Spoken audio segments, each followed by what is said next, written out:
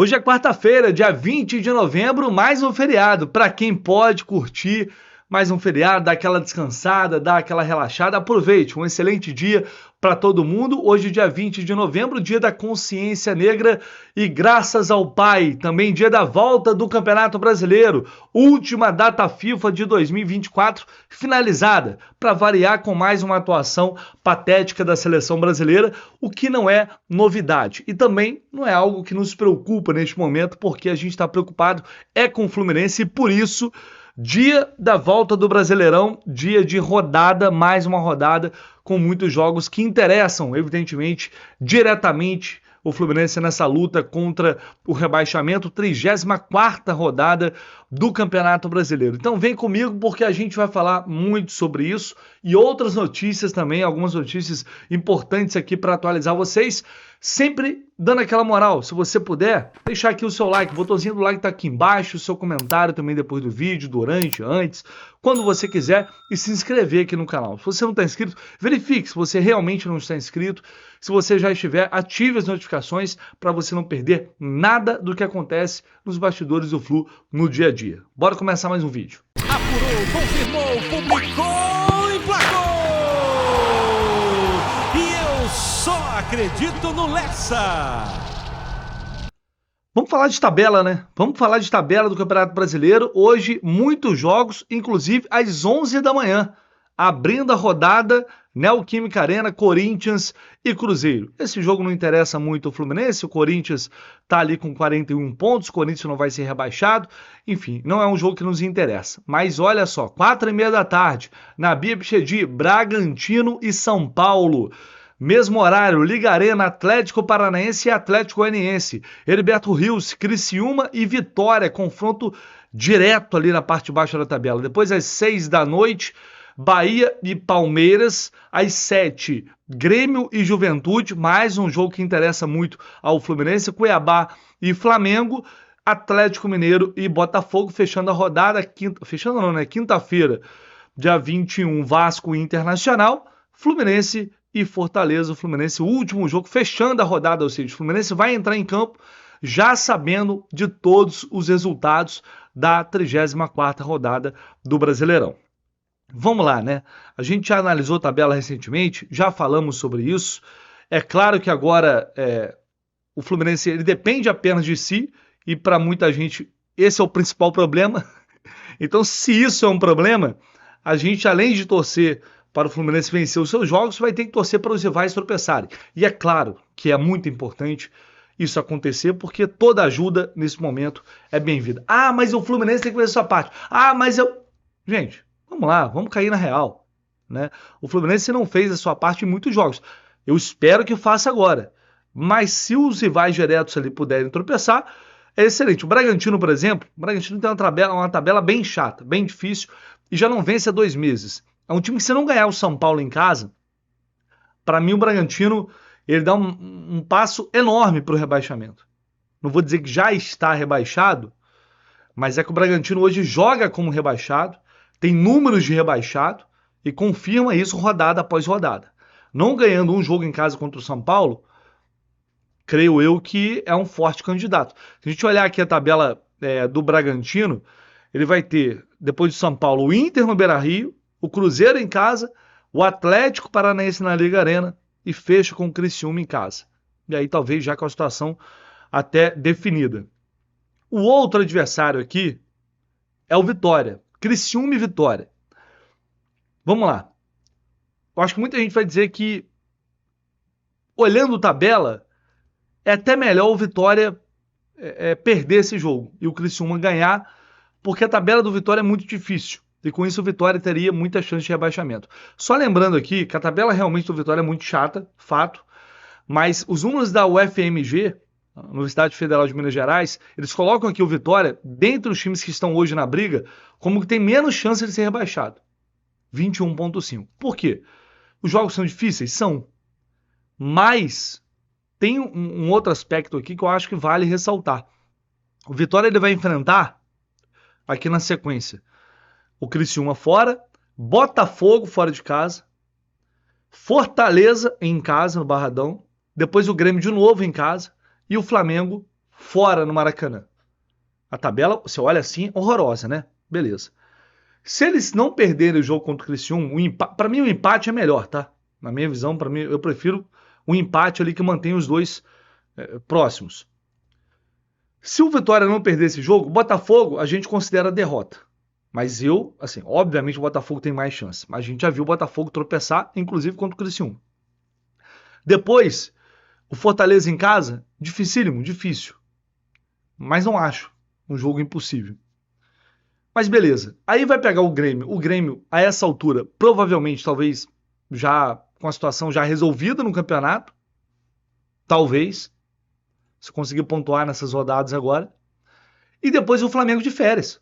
O Flamengo está de férias no Campeonato Brasileiro. Então, foi campeão da Copa do Brasil. Já tem a vaga na Libertadores garantida.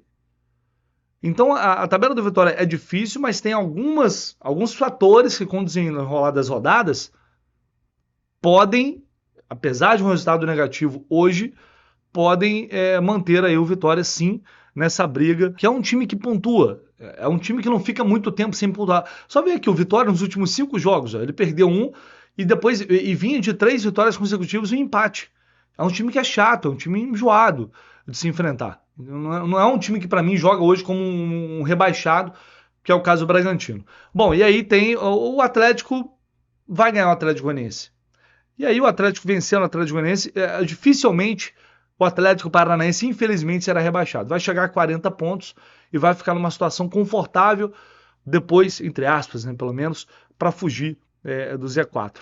Né? Então, não imagino hoje um resultado diferente, porque se o Atlético Paranaense tropeça com o Atlético Goianiense, aí realmente eles voltam a ficar numa situação muito complicada. Vai ter um confronto direto ainda contra o Fluminense também na penúltima rodada.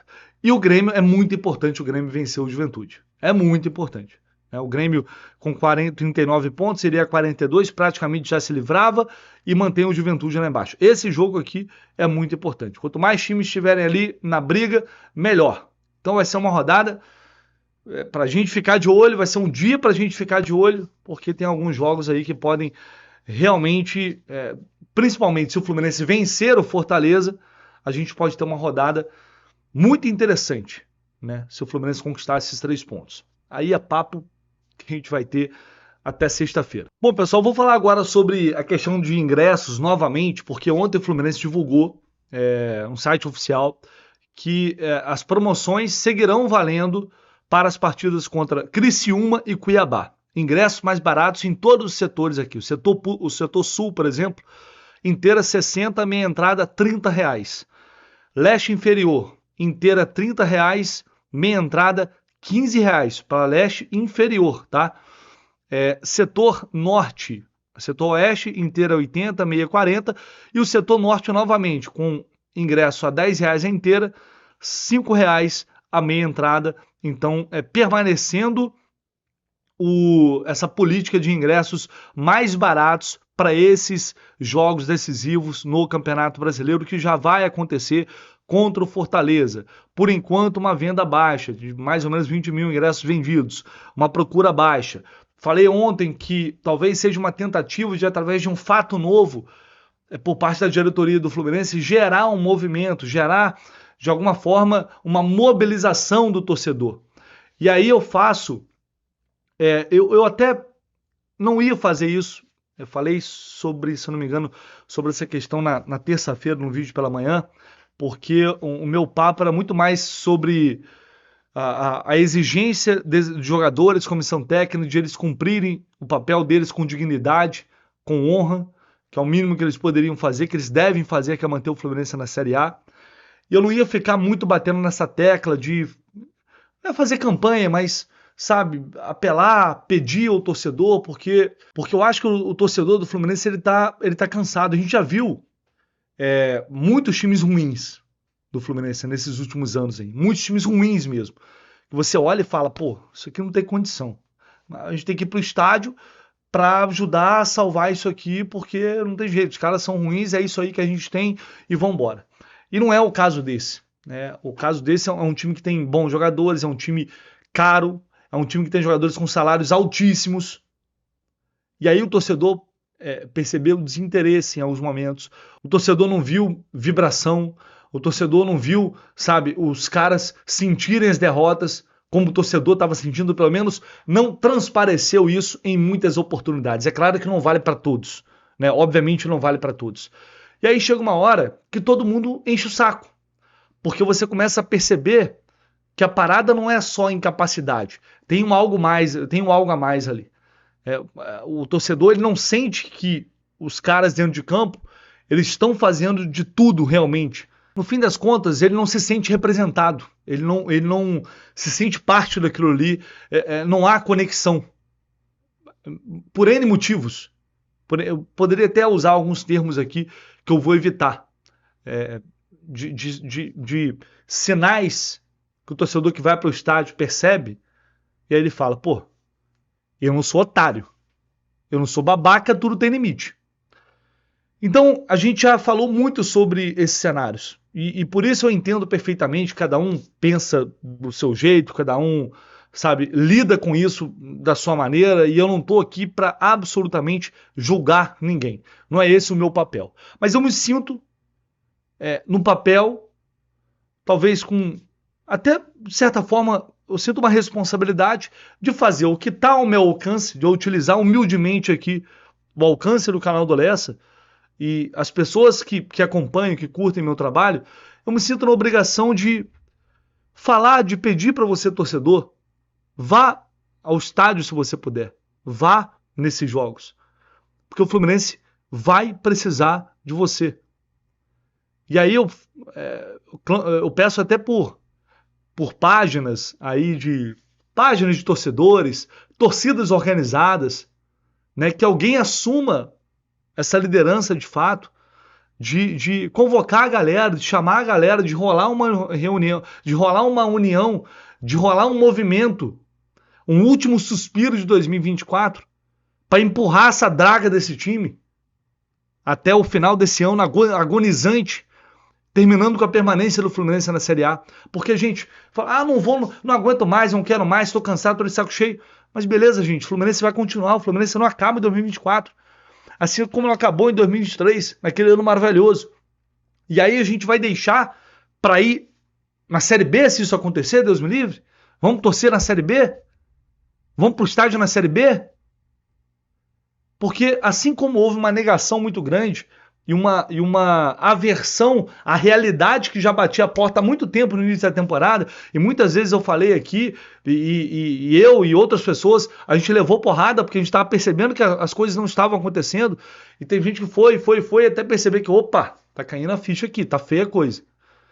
E eu não sei, às vezes passa a sensação de que nem todo mundo entendeu o nível do drama e o tamanho das consequências e de tudo que pode acontecer se o Fluminense acabar caindo, porque essa chance existe, tá ali. Então, a única forma, quem sou eu? Eu sozinho não vou conseguir fazer nada, eu tô aqui fazendo a minha parte, eu tô falando para vocês de estar no meu coração, tá?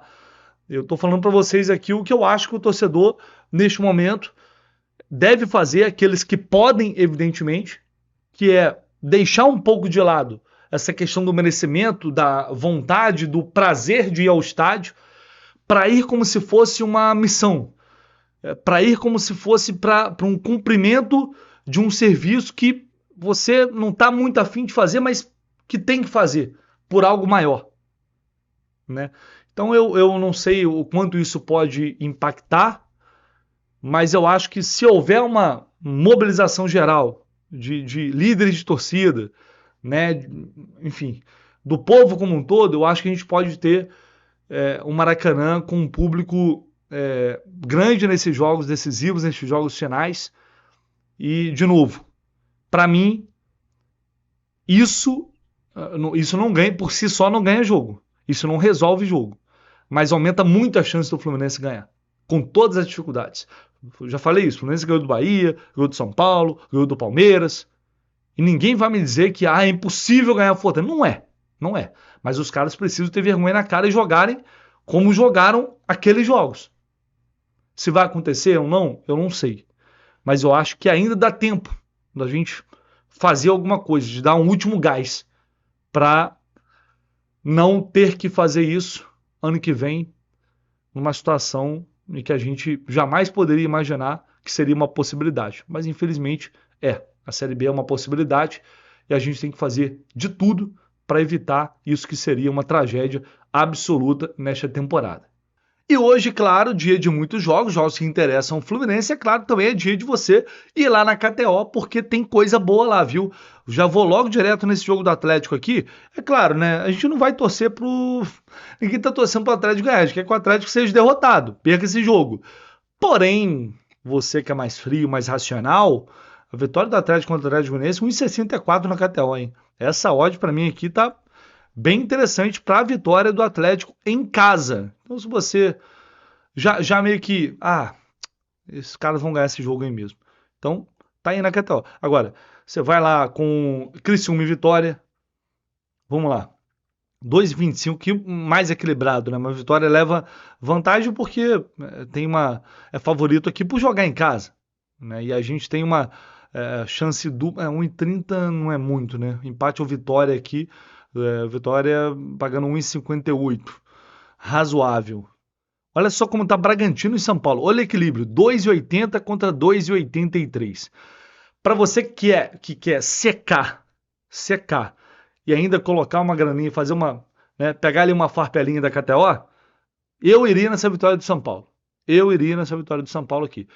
Empate ou São Paulo pagando 1,41, tá baixo. Então eu arriscaria nessa vitória aqui do São Paulo. Vai lá que o cardápio está farto na KTO com esse retorno do Brasileirão. Mas sempre, gente, muito importante lembrar, aposte com responsabilidade, tá? Não é para, nossa, agora tenho meu segundo emprego, agora minha segunda renda, nossa, vou encher o bolso de dinheiro na KTO.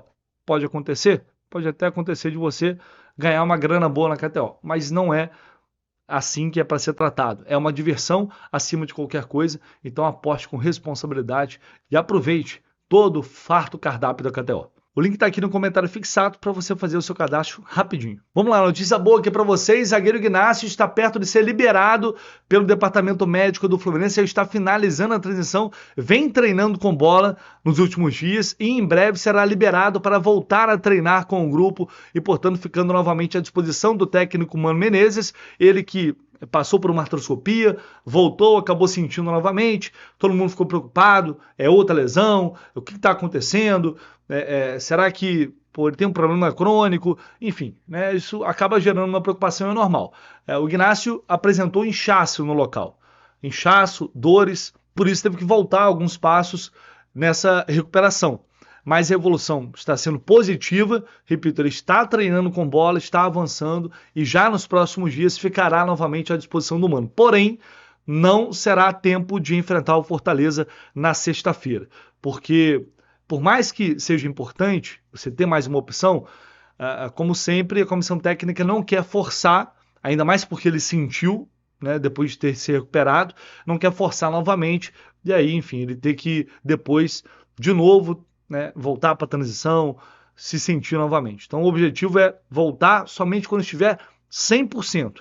E aí é provável, tem uma chance, que talvez ele volte a ficar à disposição contra o Criciúma na semana que vem. Mas para esse jogo ainda não será possível. Beleza? O técnico Mano Menezes tem à disposição todos os jogadores que ficaram fora da partida contra o Internacional, uma excelente notícia. Então ele tem praticamente todo o elenco à disposição para esse jogo.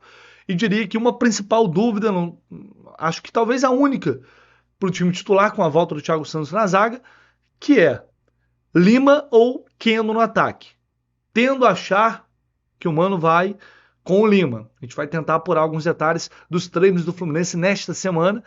Tem atividade hoje, tem treino amanhã que vai definir o time titular, mas acho que a tendência é de que o Lima comece esse jogo contra o Fortaleza. Num todo, ainda acho que os jogos mais recentes do Lima, nesta função, mais à frente ali no ataque, foram melhores que os do Keno, num geral.